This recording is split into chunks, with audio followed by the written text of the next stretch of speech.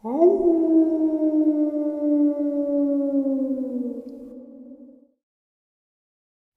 greetings and salutations, everyone, and welcome back to tonight's second half. Before we get into tonight's second half, I'd like to share a couple links. As you know, I rely on Patreon, PayPal, and my merch to help the channel to continue to grow and go. The links to Patreon and PayPal are in the description below. My merch is displayed directly under this video. Also, Dogman Frightening Encounters, Volume 1 through 3, the audiobook versions. They were written and researched by Tom Lyons, narrated and produced by me, Jeffrey Nadolny. Those audiobooks are available on Audible, Amazon, and iTunes, the links to which are also in the description as well. And finally, last but definitely not least, if you'd really like to help support this channel to continue to grow and go, simply subscribe, click the like button, and please leave a comment. It really does help, and guys, it definitely matters. And now, everyone, I have taken far too much of your time. Let's get on with tonight's second half. Shall we? November 15th, 2022. 7 years ago today, on November 15th, 2015, Tom Messick from Troy, New York, took a voyage to Upstate New York, Horicon, New York, or Brant Lake, as locals call it, to go on a hunting trip. An area he was not really that familiar with. He had gone here a couple of times, but still went with friends and family. At around 4:30 p.m. after hunting, the day of hunting was over, Tom never emerged from those woods. Now, being that I was bit by some ticks while trying to create a memorial upload for Tom, I had to use parts of last year's upload for it as well. I apologize, but I will never forget about Tom Messick, nor will I stop looking. I won't let a couple of insect bites take me out. Now, even though I do have a pounding headache and my fever has returned, but I did notify my primary, so I'm good. But I can't forget about this because it's in my hometown. It's home turf, you know? And you guys should not forget either, because when we start to forget about the victims, that's when that's what the powers that be want us to do, is forget, cover up, and move on. Well, I cannot do that, and I'm assuming a large portion of you cannot either. So this one is dedicated to you, Tom. November 15th, 2015. An 82-year-old man from Troy, New York, Tom Messick, traveled north on the Adirondack Northway to exit 25, Horicon, New York, to go to Lily Pond Road and hunt with family and friends. He was never heard from again, never seen from again, and no trace of him was ever found. Not an article of clothing, not his rifle, not his walkie, nothing. The mystery of Tom Messick.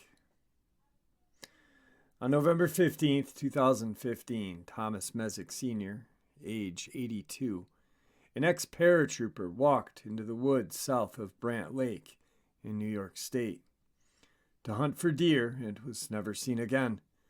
No sign of him or his belongings ever turned up, including a rifle and his walkie-talkie. Despite a large search of the area, unusually, the FBI was even involved in the investigation. This is a strange and puzzling hunting disappearance.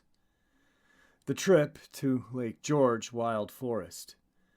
Tom lived in the city of Troy in New York State and was out that Sunday with a group of 6 friends and family who were hunting near Lily Pond in the area of the state land that is part of Lake George's Wild Forest. The older members of the group, 4 of them, were watchers in a static position, sat on a log or similar comfortable spot, and were in a near vertical line, while the younger hunters used the path around the lake to drive the deer to the watchers as part of the drive. Since the mid-1880s, Brant Lake has been a popular fishing and hunting area among the wealthy, including visitors. Theodore Roosevelt. Brant Lake Camp was incorporated by R.B. Gerzanzang, J.E. Eberly, and John Malloy in 1917. After 55 years of hunting with longtime friends, also senior men, at the Messick hunting camp in Hague, they decided to try this area for the first time. Tom was supposed to stay in one spot as the members of the group walked through the woods to push deer towards him. But when they arrived at the location where he was supposed to be, he was gone without a trace of him and his belongings. No sign of any deer were found that day. He was wearing duck boots, camouflage pants, a coat, gloves, and a red and black check hat that he had worn for many years. He carried a rifle and his walkie-talkie. Just who is Tom Messick? Tom Messick served in the United States Army as a paratrooper with the 82nd Airborne Division, Death from Above, and he was 5'10", weighed approximately 160 pounds. An experienced hunter, woodsman, taught hunting and survival training for many years. He had a history of heart problems and lost an eye in an accident with an explosive device in his early 20s, so he had poor vision and limited hearing, as well as 159 stitches in his hand. He had also just gotten over a case of shingles and nearly decided not to go on the annual hunting trip. The Tom Messick disappearance and the search. He was the last seen at 10 a.m., and when Messick didn't show up at their agreed-upon time, his friends called the forest rangers and they searched from 4:30 p.m. It got dark around 7, and at that point, half the group stayed and fired their rifles and honked their car horns to attract Tom to the area. The rest of the men left the scene and reported him missing to the family and authorities. The day after Tom had disappeared on November 16th, the search started with 13 trained SAR professionals from the Park Service. It was a well-organized search from the start. A huge search over several weeks involved more than 300 professionals and volunteers on some days, assisted by dogs, divers. Several helicopters found no clues, including no sign of his rifle or walkie-talkie. More than a 4-square-mile grid was searched, with a larger area being searched by air with the aid of a helicopter and the State Police Aviation Unit. More than 15 agencies were involved, including DEC Forest Rangers, DEC Police Canine Unit, DEC Police Officers, the FBI Quick Response Team, a State Police Special Operations Response Team, the Warren County Sheriff's Office Tactical Team, volunteers from the New York State Federation of Search and Rescue Teams. The weather was poor with heavy rain, but sniffer dogs were deployed before the worst of the rain arrived. Searchers walked through the woods, no matter how thick they were, including the swamps, and checked nearby roads, but there was absolutely nothing. Areas were tied off with string to box off specific areas to allow a detailed search of every grid zone. It was described as a spider web of string through the forest. This is what retired Undersheriff Sean Lemry spoke of with the bump lines. Given his age, searchers were baffled as how could he have gotten so far from his original location. Some said it was weird that there were no sounds in the wildlife while the SAR teams were in operation. It was almost like something had silenced the woods. The search area had many caves, crevices, and other hazards. Could he have somehow fallen down into one of these? For a man of his age, was he really mobile enough? Why were there no clues on the ground, despite the methodical grid search? Surprisingly, the FBI arrived on the fourth day, November 19th. This was unusual, as the FBI never usually gets involved in these types of missing person cases, unless it falls under federal jurisdiction. Tom's wife, Beverly, said, "The FBI told me something is not right with his case, but they don't know what. They will not share any theories if they have them," the FBI said, "until they make a discovery. They're never going to know." But subsequently, investigators said there had been no indication of foul play. David Winchell, the spokesman of the DEC, said rangers continue to search the area on limited, continuous basis since the wide-scale ground search ended January 16th, or 2016. That means rangers check the area periodically for evidence or clues. Beverly, his wife, said that he had been in the woods since he was a boy, and if he had gotten lost, he would have cut a piece of his jacket, tied it to a tree, and done other things he had learned. His wife said her greatest fear was that he fell victim to foul play. The only thing I can think of is that maybe someone came by on a four-wheeler, heard him, got scared, and drove him out of there. I keep praying they'll find him so we can have some closure. I keep worrying that I didn't tell him that I loved him the last day I saw him alive. In the summer of 2018, state police used sniffer dogs trained to detect cadavers to go through portions of the woods and fields near where Messick disappeared. State police investigator John Diet said no clues were found, but the police investigation is ongoing. In the 2019 movie Missing 411 Hunted by David Paulides, one of the hunting group was interviewed. "I heard strange noises in the woods, but I don't know what it was, just a different noise from what I'd usually hear." "You know?" Paulides, "Like what?" "It'd be hard to explain but it was different. Something different that I'd never heard before in the woods. I just can't say what it was." "How long in duration was it? Was it 2 or 3 seconds?" "No. It's just whatever it is, you know." "How far away was it?" "I'd say 150 yards, something like that." "Was it toward Tom or away from Tom?" "This was up towards the hill. The top of the hill, yeah." "Did you tell the police this?" "Yes, I told them that, but they just passed it off. Tom's disappearance is yet another really strange case. Tom just vanished off the face of the planet. He was old, but inexperienced backwoodsman. A tough guy, an ex-paratrooper, and not one to wander off into the woods when on a hunt. He had a rifle and a walkie-talkie, and no sign of them had been found, despite the massive search of the area, including all inaccessible parts, including water and caves. So big a search that locals thought someone important like a politician was involved. Sniffer dogs, nor FLIR-equipped helicopters were able to find a trace of him. Was he snatched from the Lake George wild forest by a serial killer or something else? Why was the FBI involved in this case? The investigation into Tom Messick's disappearance is still classified as an active missing persons case by authorities. This next part is some statements from an Adirondack forum that we have up here. December 27th, 2015. A lady came into the staging center, claimed she knew there were space aliens in the area and that she could help find Mr. Messick. I believe she was politely shown the door. I actually asked a ranger I was with about how often psychics offer their services because I'd heard of that happening in other cases.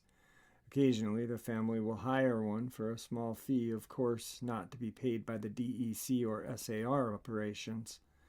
As the family and the time became more desperate, but they wouldn't be allowed to interfere with official operations being carried out. If it is comforting for the family to go that route, then they can do so on a non-interference basis. If their suggestion happens to match what is being or already been done anyway, so be it. Most often seen as the official SAR field operations begin to wind down. I don't know if this happened or not in the final days of the official Messick SAR ops. Operations does as much as possible to ease the family's fear and grief. Mr. Messick had a very large family contingent on scene, and they were given a detailed debrief with charts and coverage maps and numbers at the end of each search day. All questions were answered to the best of the ops chief ability. In general, following a reasonable suggestion of the action not already pursued might happen if at all possible. The official investigation of circumstances and interviews to gain ever more information and clues never stops during an SAR op and continues after field ops are ceased. Oftentimes, late coming clue or credible source will change the direction of a missing person incident. There were absolutely no clues found in the field that would help determine how to limit the daily expanding search for Mr. Messick. Without such direction, ever expanding the possible search area becomes an interactable geometric increase of time and resources. Success is dependent only on a mathematical probability, formalized from thousands of previously studied cases. Okay, all avidity aside, as it is a serious topic based on the experience of other cases, what do you think are the most logical scenario of the disappearance of the old man? If we could answer that, he would have been found. There are numerous interesting case study papers and texts, lost person behavior, that led to various probabilities, but individual specific cases are difficult to precisely pin down. I've spoken to several DEC rangers since the Messick incident, and we are all equally baffled. I can only relay some of the public facts as I know them. The first few days were very dry and warm, with fluffy leaf litter, up to about 8 inches thick. Rain later matted down the thick layers of leaves. Any clues dropped early could have easily been buried. Footprints would not be easily to spot without a lucky sandy or dirt patch. He was wearing camo clothing, top and bottom, even though warm during the day. It got down to 20 degrees those first couple of nights, 40s or so at night thereafter. I asked a searcher who was wearing camo to curl up on the ground next to a log. He virtually disappeared from sight, especially if you were only casually glancing in his direction. The woods are thick with many deadfall logs and root balls that could be used as shelter if need be. Mr. Messick was said to be an experienced woodsman and an outdoor trainer himself in the early years. Each deadfall requires a visual scan underneath on all sides. The extensive cedar and spruce swamps are thick and damp with almost continuous overlapping down to trees and root balls. Not at all inviting for travel, but were searched extensively anyway. There are sheer cliffs with large, jagged boulders stacked for some distance out from the bottom with plenty of holes to crawl or fall into. Searched as much as possible. There are multiple old overgrown logs and faint ghost trails throughout the area. These in their immediate vicinity were searched in a linear fashion for any possible clue out to a distance well outside the prime search area. All segmented areas within the most probable 1.5 mile radius from last known place were tight grid searched as thoroughly as possible, with the most probable areas checked multiple times, running 90 degrees to the previous grid if after a grid search the probability of detection, or POD, was for whatever reason, low, and the probability of being in the area, POA, high. The area was searched again multiple times. Lakes, ponds, shorelines, open marshes were searched multiple times, first by helicopters, then by foot, then by divers. FLIR were flown by helicopter throughout the search area, but not for the first couple of days. Negative results in all cases. However, there were hundreds of searchers participating throughout the period, both trained and untrained. Very large grid search crews are difficult for crew bosses to manage and guarantee a high POD, especially if individuals are inexperienced or out of shape. I had as many as 19 searchers at once to manage, sharing the load with one other ranger. When solo, I had as many as 11 in a line crew. A line of 5 or 6 line searchers would be most ideal, but that was not what happened.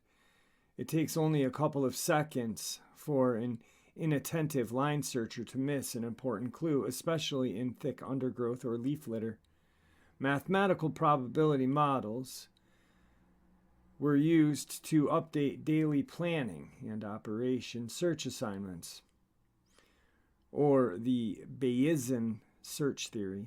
This is a proven process and makes use of numerous case-specific situation analysis, whether or not specific clues are found. Daily negative or positive clue and other investigative results will modify crew assignments for the next day. As more and more negative results are found, further analysis of rest of world or ROW potential scenarios are explained. There are only 2 possibilities. Either we missed him within the search area, or any number of reasons, or he is in rest of world. Aliens, who knows? Continuing land grid search techniques without further limiting information to feed the models quickly become impractical or impossible. It is up to the findings of the professional investigators to determine scenarios and any continuing actions to take beyond. It is not appropriate here for me to speculate beyond this. So that first part where I said 12/27/15 was the question. Then I said again 12/27/15 was the answer to the question.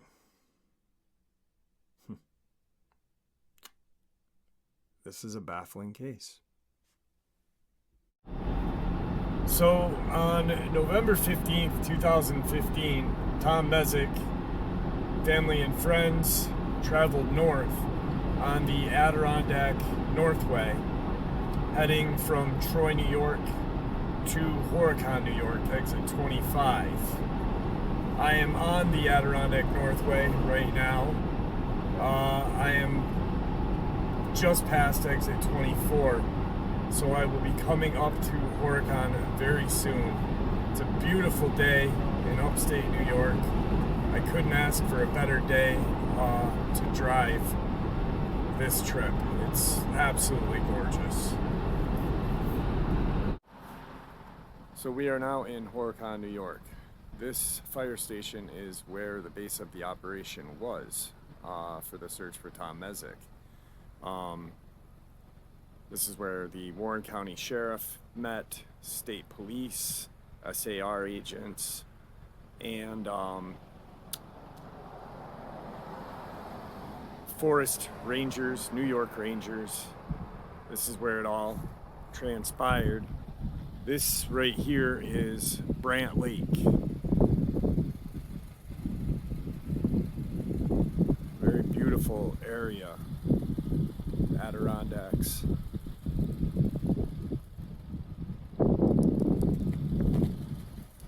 So now we will travel to Lily Pond Road. So on that November day, deep in the Adirondacks, Tom Messick sat down in a location, I don't know, where somewhere in this vicinity.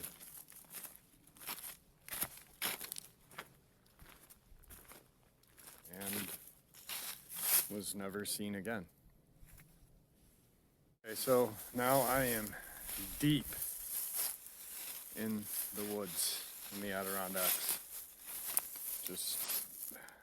This looks like an ideal spot where he may have set up to have deer pushed into him. I'm gonna try something different. I brought a voice recorder and nobody's thought of that.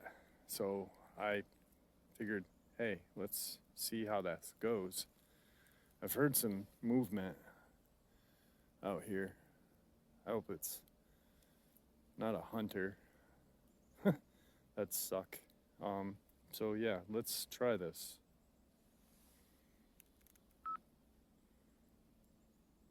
Mr. Messick, if you are here with us, I want to let you know that you've been gone for 6 years in a couple of days. Actually, 2 days from now while I'm recording this. Can you speak into the mic if you're here with us?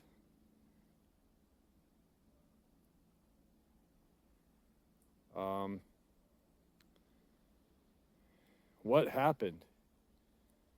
If you are here with us, can you possibly tell us? Were you attacked by a wild animal? A creature that you don't know?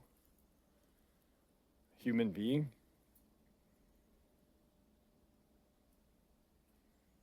Are you comfortable where you are?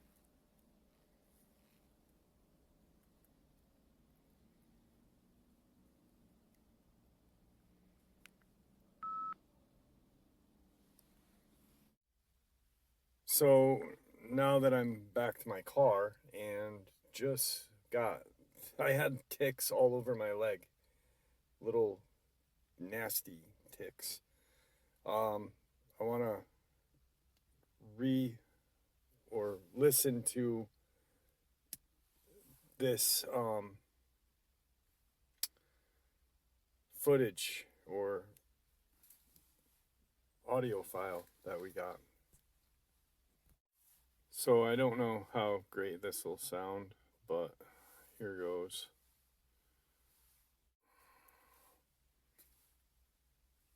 Tell me if you guys can hear anything. I'm going to analyze the recording later as well. Let's turn it up. If you are here with us, I want to let you know that you've been gone for 6 years. In a couple of days. Actually, 2 days from now while I'm recording this. Can you speak into the mic if you're here with us?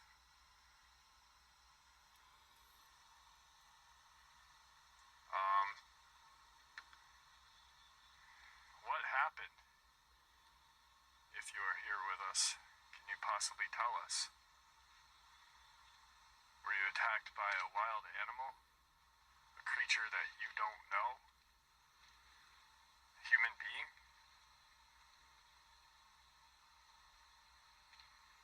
Are you comfortable where you are?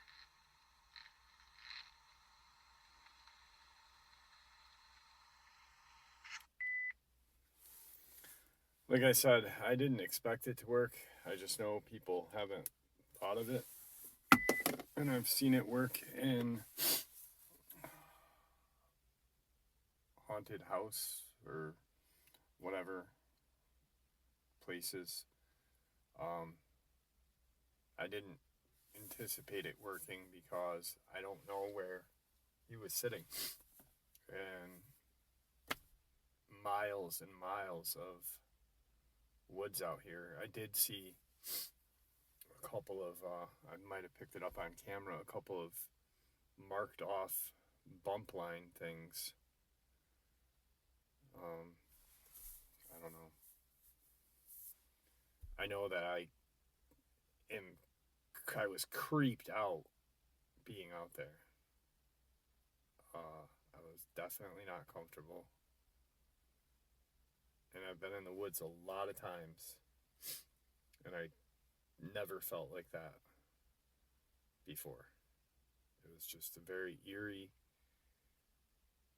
unwanted feeling, I guess, is what I can say. So that's our trip to Horicon, New York. Lily Pond Road. It's not a road. I was walking down it. You saw what it looked like. It's not even a sign. It's literally comes up off of Route 8. And it's just this little dirt road. But I tried. I don't know. Maybe I'll get something on the audio file when I plug it into my computer and see. So,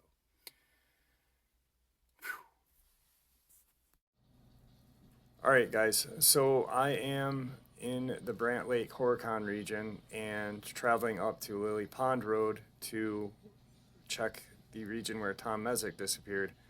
I was pretty thirsty, stopped at a little local store and grabbed a soda and ended up talking to a woman who we'll call N. And she shared a terrifying little experience she had with her family on Lily Pond Road. So right now I'm going to hand the mic over to N.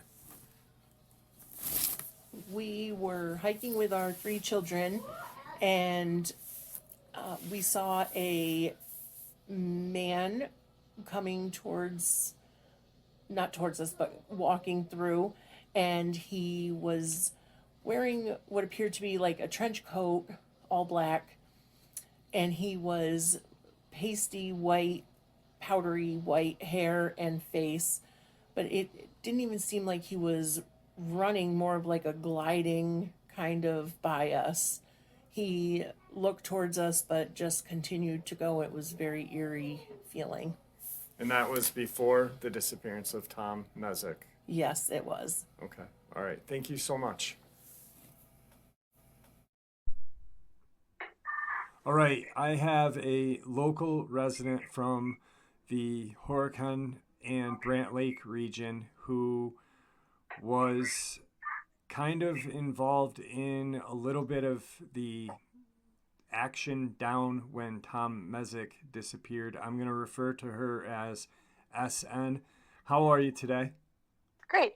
Thank you for agreeing to answer some questions. Of course. I appreciate it. Now, you weren't involved in the search. You were involved in some stuff after or during the search, helping feed the people and stuff like that.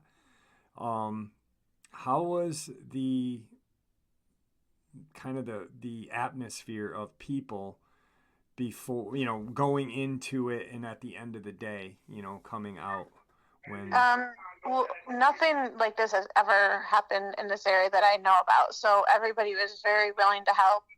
Everybody from town, locals, and everybody wanted to help, which was a little bit of a concern because people didn't want, our locals just going and rummaging around in the woods to possibly get lost themselves. So Right. we tried to include the locals to help by like bringing food and things like that to the firehouse where we were. That was like the command post, I guess. And every morning, all the searchers would come in and kind of organize themselves, and they'd have a little briefing thing about what they were trying to do that day and update people on how many searchers were there the day before in the area that they covered. So the locals helped, like I said, more by trying to bring food to the firehouse. We tried to keep them, again, out of the woods. So we encouraged them to help by just helping us feed them and things like that. Right. Just feed the workers and stuff like that, the Yeah. people involved. Now, I went up there today. It took me a little bit to find Lily Pond Road because it's not like there's not a road sign there. It's a very like you blink and you pass it kind of road.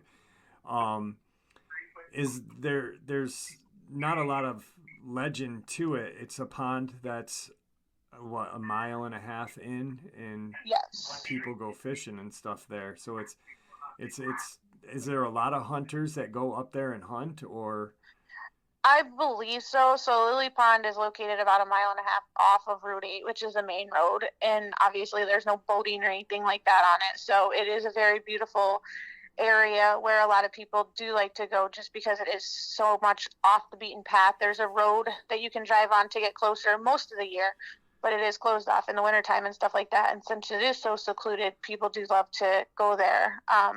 It is very popular at hunting season and stuff like that for people to go in there.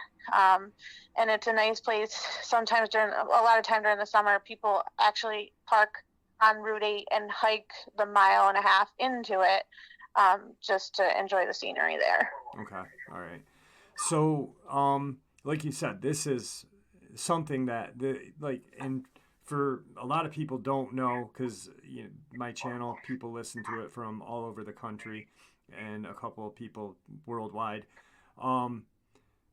Brant Lake in the town of Horicon it's a very, very small town. So for something like this to happen, it pretty much stirred your community up. Oh, for sure. Brant Lake, I mean, there's no traffic lights. There's 4 churches in the town. There's no bars in the town. I mean, it is a very, very close-knit small town. So for something like this to happen, that's just so bizarre. I mean, no trace of this guy. Definitely, it brought everybody together, and everybody was willing to help, and definitely brought a lot of questions. How did this happen? And everybody definitely wanted to help and was scratching their head at what was going on in our small little town. Right. Now, as strange as this is going to sound, some of the theories that I've heard were, and I have some of my own, but some people think that someone may have killed him and abducted the body. I mean, there's other people that say he had just gotten lost and maybe fell in a crevice or a cave or whatnot. So I've heard other people talk in regards to a metallic sound that they heard during the hunt. And what were some of the theories that you guys, being helping out the searchers, heard? Well, like I said, I was at the firehouse the whole time, and the wife and the hunters that were with him were in the back room at the firehouse. So we always tried to keep it judgment free, right. Upbeat and positive. We listened to their stories and listened to different, history and things like that they were sharing and telling with us. And we heard every single scenario. Somebody took them. Somebody wanted the insurance money. We heard every single story outside of the room where they were. But I personally have no opinion. Right. I don't know if I don't have any opinion about it. I mean, he was a survivalist teacher. Yep. I don't know if he found a cave. He had a lot of health issues. He took, I think it was 13 different pills. This is 6 years ago. So remembering small details is, right. But he took several different medications. I don't know if he went into a cave to keep warm and passed away of natural causes. I don't know if a bear got him. I mean, he had a rifle, so nothing was found, not a shred of clothing or anything like that. So between his survival skills, his health issues, the family history, everybody has a theory, and we did hear every single theory. I know that different agencies were looking into their finances and things like that to see if there was a reason to get rid of him for insurance money. The gentlemen that he was hunting with were elderly as well. Okay. They didn't, react quickly or efficiently to his missing. So right. They, waited a while before they reported him missing. I don't know if they thought he was just going to come back to camp.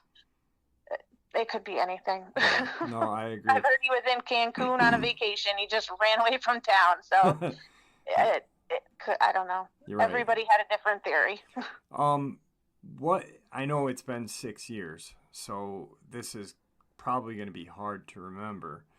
But what was if you can remember, what was the weather like around that time? Was there a lot of rain, or was it like today, 50 degrees and sunny with some wind? No, it was um, great weather for the majority of the search, Okay. and that's why they continued to bring so many people out. There were buses being brought in of different people from different prisons, like prison guards and stuff like that, who were going out into the search. So there was a couple hundred people there a day, and they did do that because the weather cooperated for such a period of time that kind of increased their chances of being able to find them. It wasn't like it rained and any evidence was washed away. It was great weather for those 2 weeks, and that's why they put so much effort. Right. Another reason they could, use all those resources, it was justified by the weather and stuff like that. Yeah, okay.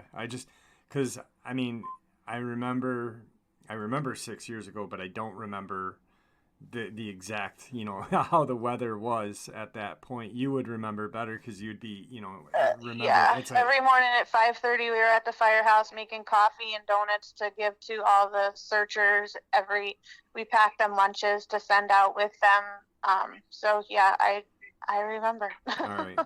Well, I really appreciate this. I'm trying to get I'm trying to get as many like local people and different agencies, like the sheriff and state troopers, to get their opinions and what they know or what they can share on this, because this case is, something that shouldn't be forgotten, and Right. because it's something that just doesn't happen in Warren County, New York. Right. It's a very strange case. So I appreciate you taking your time out with us, and thank you very much. You're welcome. Thanks for contacting me. So here's another interesting tidbit that I just got from S. Her and N, the other woman that I spoke to, who told us about the incident on Lily Pond Road that she experienced. She said that during all of this, she said that she had heard talk of another relative of Tom, possibly a brother or someone, going missing 5 or 6 or 7 years before this. I can't confirm it right now. I'm looking into it, but it's just interesting that I did hear this from 2 local residents who were involved in feeding the search and rescue teams. I mean, there was over 300 people involved.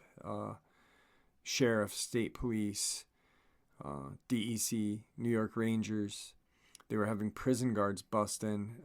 She had said at one day there was 6 prison buses with prison guards on there. So there was definitely 300 or more people searching for Tom.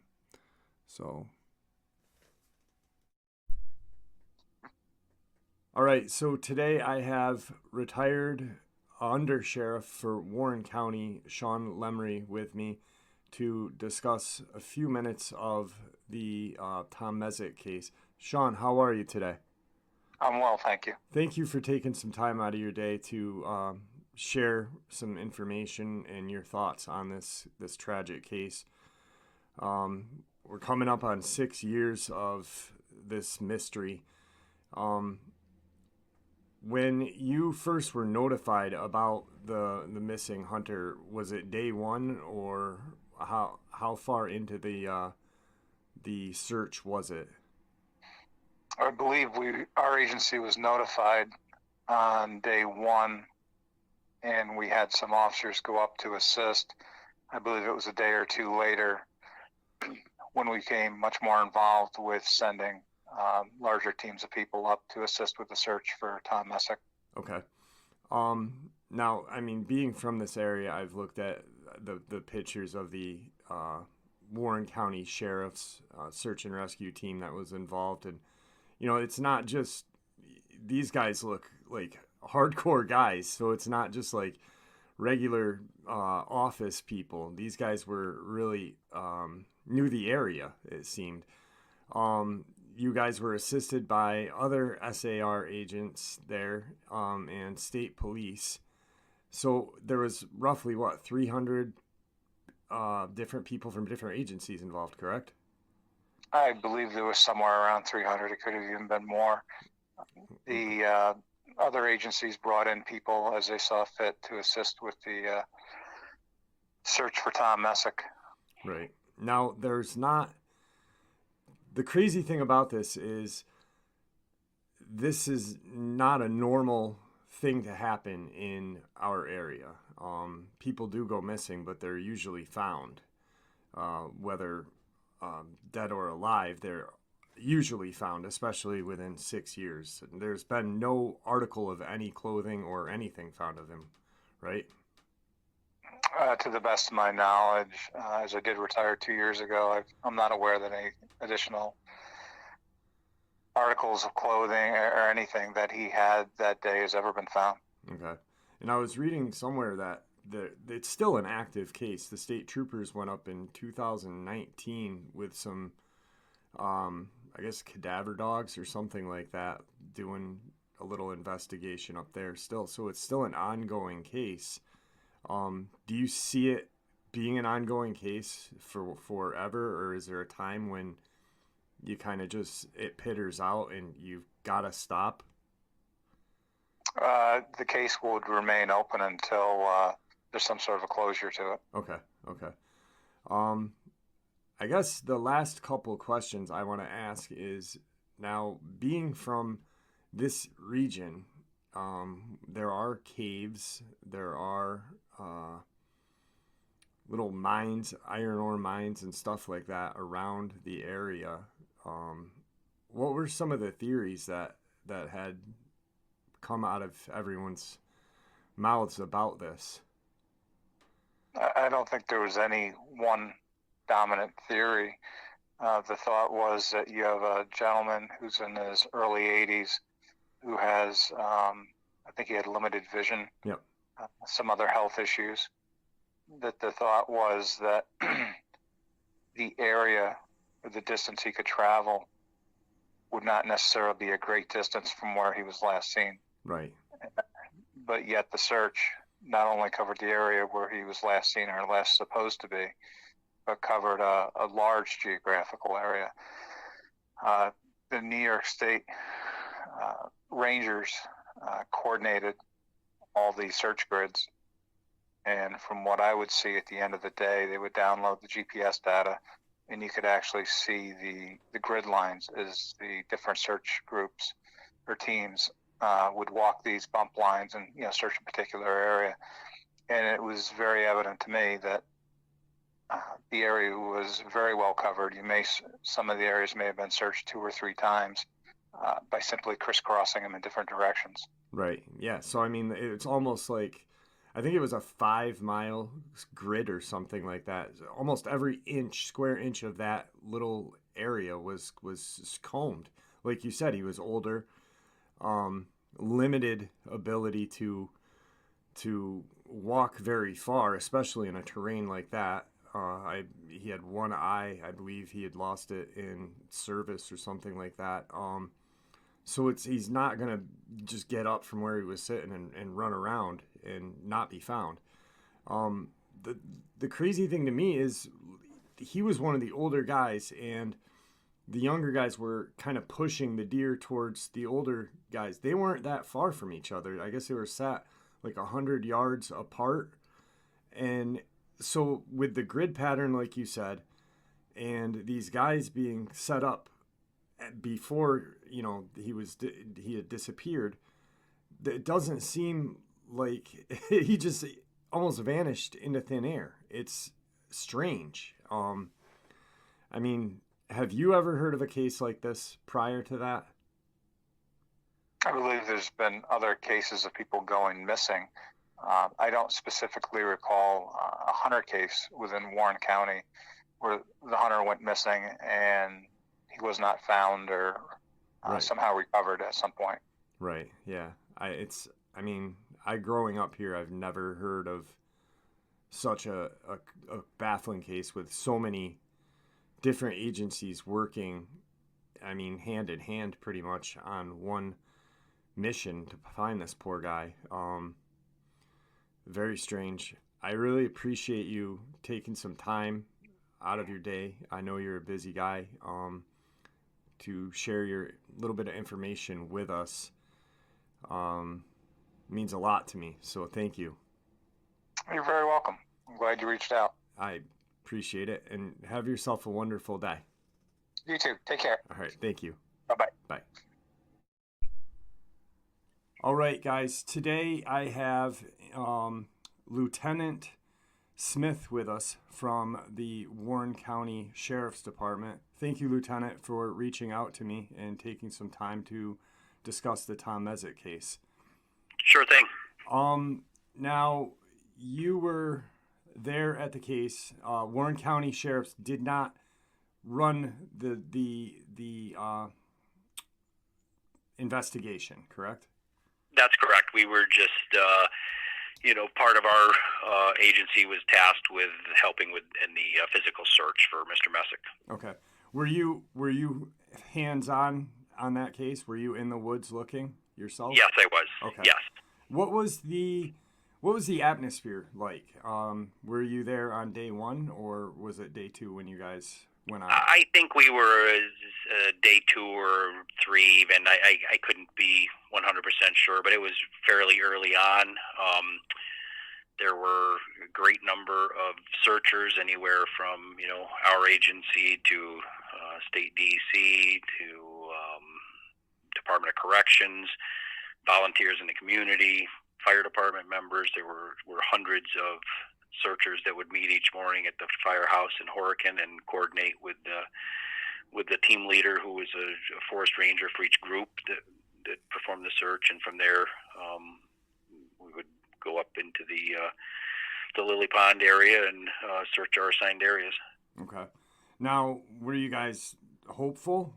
Like, was the feeling, hopeful, hey, we're going to find this guy within a day or two at first? Yeah, I mean, the information that we had was that he was not very mobile. He was elderly. He had, vision problems. It didn't seem that likely that he would go far, and we had a pretty good point of reference to start the search. So early on, we're quite hopeful that it wouldn't last long and we would locate him. Yeah, because a lot of it doesn't make sense just from what I've read and what I've heard talking to different people.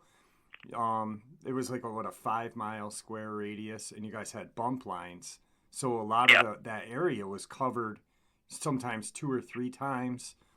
So it just doesn't make sense that he would just get up, an 82-year-old guy, get up and walk 6 miles, 1 mile outside of that 5 mile grid, and partially blind in one eye, with a heart issue. It just does not make sense. What were some of the theories that you guys were dealing with, if you don't mind, and if you could answer that? Well, I wouldn't speak to, again, we didn't get involved in the investigation part of it, if you will, into the disappearance. The information that we had and what we solely operated off was that he was hunting, by himself, with a group, but alone in an area. We had a pretty good idea where that was, and that when they went to pick him up at the end of their hunt in the late afternoon, he wasn't where he was supposed to be or where he said he would be.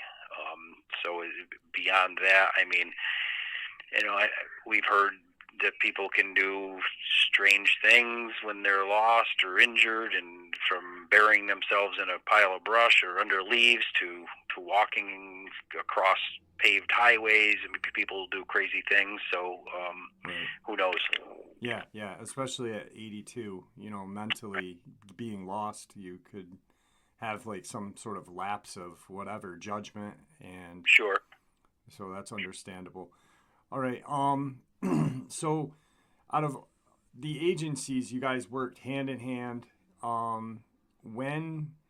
About what day or week did you guys kind of have to let it pitter out a little bit to where it was actually coming into resource. You know, you're kind of draining resources. I know there was. Yeah, I mean, again, it was some years ago, but as I recall, you know, after things were scaled down after the first week, and I know that DC and the forest rangers were there even with small groups several weeks after, and maybe longer than that I'm not even aware of. But they continued for a long time with very scaled down numbers after that initial search didn't turn up anything. Right.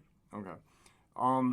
Yeah, I was reading in the Post-Star. I mean, it's local knowledge of this. You know, our newspaper wrote an article regarding the agencies that were involved, and I don't know too much about how these operations work. I'm still trying to learn everything. But based on what in the area and who was involved, it sounds reasonable. But then the Post-Star had mentioned the FBI was involved. What is that? Is that true or not true? I cannot confirm that or deny that. I again, that would be probably more of a question for the state police, since they had the the investigation into the disappearance. Again, Okay. we were kind of involved in only the search aspect of it. Just brought in as like extra bodies for search. Yes, correct. Right. Okay. All right. Well, we're coming up on 6 years, and it's a strange case. It's still an open case. How long do cases like this stay open forever? Yeah, I mean, this would be open indefinitely. He's missing, and I mean, I think at this point, at least personally, I presume the worst. Right. Whether he's out there still, I don't know. But until there's answers, it'll always be an open case. Yeah, unfortunately, I mean, 6 years is a long time for an 82-year-old elderly gentleman to, make it, unfortunately. But yeah. Sure. All right. Well, I appreciate this.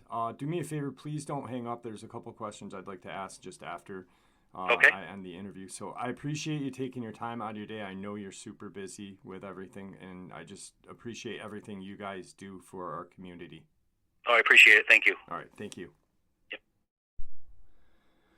And with that, my theories. I went up there and I looked around. It's a beautiful, quaint town. The first place where I caught my first fish as a kid on Brant Lake. Now, when I was on my way to Lily Pond Road, I had my GPS on and I'm traveling, and it says 1/8 of a mile on your right, Lily Pond Road. Boo-doo-doo-doo. Lily Pond Road is on your right. And I look, and there's no road. It's just a dirt road going into the woods. There's no sign. There's nothing. From what I heard and what I gathered from locals and people I talked to, Lily Pond Road is a creepy area. I was creeped out a little bit when I was in there. And, there's a lot of lore up north anyway about Sasquatch and unidentified flying objects and stuff like that.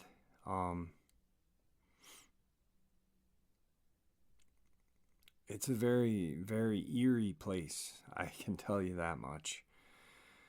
Lily Pond Road, not Brant Lake or Horicon, New York. Those are absolutely gorgeous. But a couple of things that I did notice is while I was talking to sheriff's department people, and I did talk to different people that I had not was not able to record. I guess the state police and DEC in Raybrook, New York, used a lot of correctional officers and shipped them down. So I asked who was in charge. And at one point I was told Warren County Sheriffs. Then I was told the state police. Then I was told DEC, New York State Rangers. I'm assuming it was the Rangers, but for that to kind of bounce all over the place, with no definitive answer of who was in charge, when I asked about the FBI, you could hear Lieutenant Robert Smith's answer. And to me, I asked a couple locals. They didn't know the FBI was even there. There would have been no reason for the FBI to be there unless there were, if it was on federal land or some sort of crossing state lines, what have you. And that's another mystery in this mystery. Why were the FBI involved? Well, to me and to you guys who are thinking about this and breaking it down, because the United States government knows what's out in those woods. They placed them out in those woods. They track them, they hunt them, they do whatever. I'm baffled that there still has not been just a release. Hey guys, we know there are things out in the woods that, be leery of.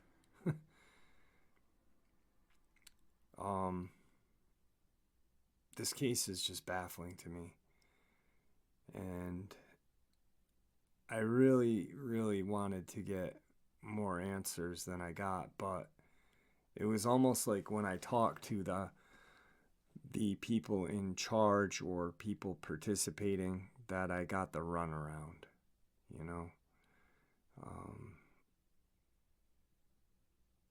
being from the Adirondacks, there's a lot of lore here. There's a lot of history here.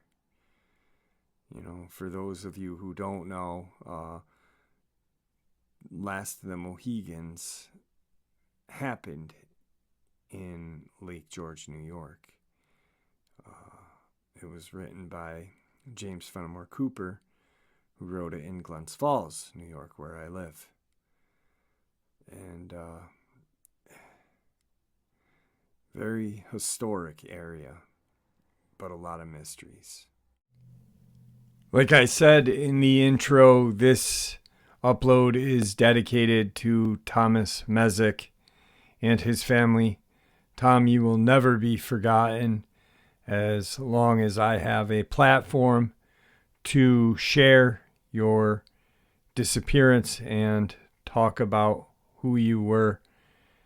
And the mystery continues. 7 years ago, today, was my daughter's 8th birthday. She was 8 years old. And I remember when Tom disappeared because I had turned the news on and saw that he went missing in Brant Lake, New York, or Horicon.